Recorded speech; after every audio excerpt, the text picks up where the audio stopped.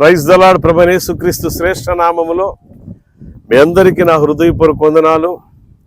ప్రవీణ్ పగడాల సోదరుడు గురించి అనేక విధాలుగా పోరాటం చేస్తూ ఉన్నారు ఉందని ప్రతి ఒక్కరికి కూడా, ప్రతి సేవకుడు కూడా అనుమానం ఉంది. అయితే ప్రియులారా, రేపు మధ్యాహ్నం 3 గంటలకి గుంటూరు అంబేద్కర్ స్టాచ్యూ బీడీ కాలేజ్ దగ్గర లార్జ్ సెంటర్లో అంబేద్కర్ దగ్గర నుంచి కలెక్టర్ ఆఫీస్ దాకా రుధిర యాత్ర ప్రారంభం కానుంది. సోదరుడు ప్రవీణ్ గారి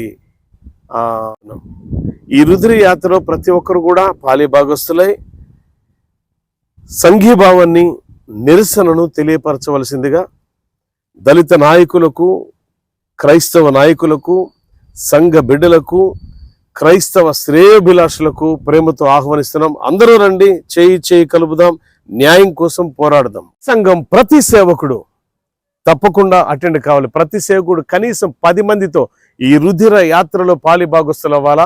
అంబేద్కర్ స్టాచ్యూ నుంచి కలెక్టర్ ఆఫీస్ వరకు న్యాయం కోసం మనం పోరాటం. భారత రాజ్యాంగం ఆ హక్కులు మనకు కల్పించింది. ఆర్టికల్ 25, 26, 27 ఏం చెప్తుంది? ఆర్టికల్స్ ప్రకారం ఇండియన్ పీనల్ కోడ్ ఏం చెప్తుంది? దాని ప్రకారం న్యాయబద్ధంగా మన పోరాటం, నిరసన తెలియపరుస్తున్నాం. న్యాయం కోసం నిరసన తెలియపరుస్తున్నాం. క్రైస్తవుడా, నువ్వు కదలి రావాలా. సేవకుడు కదలాలా, ప్రతి విశ్వాసి కదలాలా, ప్రతి నాయకుడు కదలాలా. దళిత సంఘాల నాయకులు కూడా విప్లవాత్మకమైన ఒక గొప్ప మార్పును తీసుకురావడానికి మొట్టమొదటి అడుగు అది నీదై ఉండాలా. ప్రతి ఒక్కరు రావాల్సిందిగా ప్రేమతో ఆహ్వానిస్తున్నాం.